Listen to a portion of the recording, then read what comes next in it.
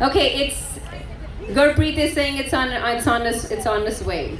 Uh, I think I just lost they had to go. They were telling me and I was trying to. So the last thing that I wanted to go was have Teresa come back again. And there is a medicinal circle that we have made with these rocks. There's two things we would like to do with the rocks. Either all of you guys can take the rocks that you have made and put it into your own garden and remember them.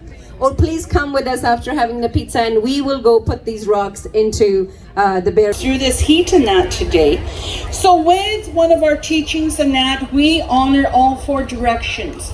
So when you had heard Wally, when he did his prayer, he acknowledged all of the directions going from north and then to east to south to west. Each of those have a different teaching.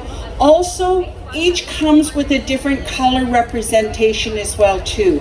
So when we acknowledge those that are in the north, the teachings and that go with it, it's also we're acknowledging our children. So when our children and that are born, you start into your childhood phase. Then you're going into your adolescence, then into being an adult, and then going into being an elder. We have 4 seasons: spring, summer, winter, and fall. We have many, many, many different teachings in with this medicine wheel. So each color is a different representative. So red is usually representing the indigenous community, the red race.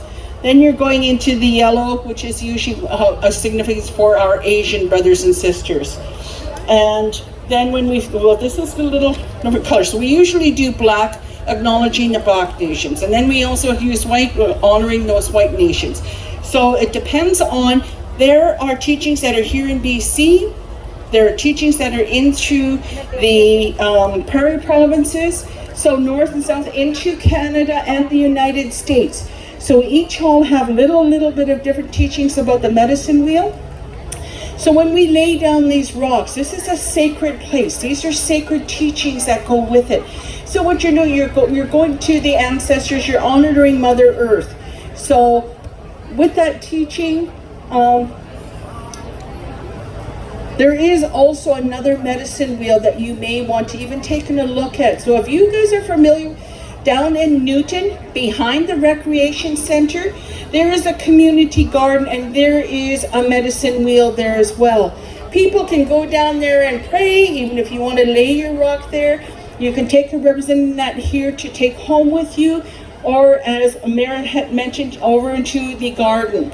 There are even how the garden is set up. It's acknowledging different races and with plants. So even going into the cedar grove, cedar tree like the one that's over here, are very, very significant in that to us here as First Nations people. That is our medicine tree.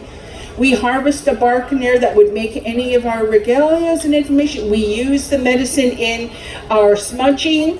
We use that medicine in boiling in a pot in our home, so because it creates a more positive energy.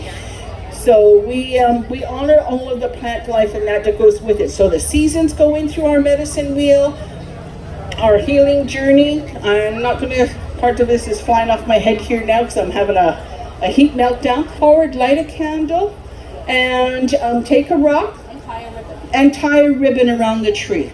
To us, trees are very sacred because not only does one tree, you plant that seed, it grows roots. Those roots can go on for miles and miles because it'll connect to the next tree. It'll connect to this tree. It'll connect to this tree. That is one of the Earth's largest organisms, is the root system of a tree. So as part of that tree, this planet here is filled with many beautiful, wonderful cultures. So we're all connecting to help each other grow.